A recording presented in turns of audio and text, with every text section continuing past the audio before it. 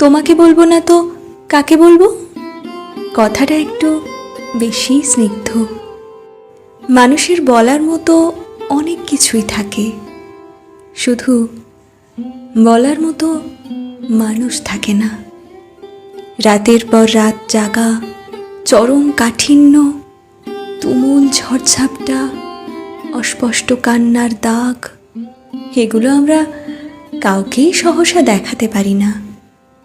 খুব শান্ত হয়ে যার তার চোখের দিকে তাকিয়ে বলা যায় না, আমি ভালো নেই। আমাদের সবারই বুকের ভেতর একেবারে নিজস্ব ঘর থাকে।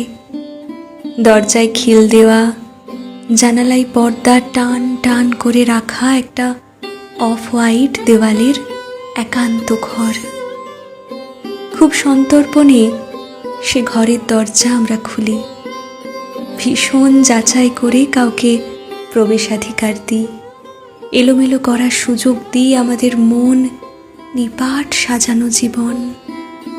আমরা চাই একমাত্র সেই জানুক সর্বস্ব, ছড়িয়ে যাওয়া আমিটাকে অবাক হয়ে কুড়িয়ে নিক, যেভাবে কোনো পথ চলতি কিশোরী সাবধানে কুড়িয়ে নেয় শরতের প্রথম কাশফুল। জীবনে যাই হয়ে যাক, তবুও কখনো আমাকে ছেড়ে যেও না।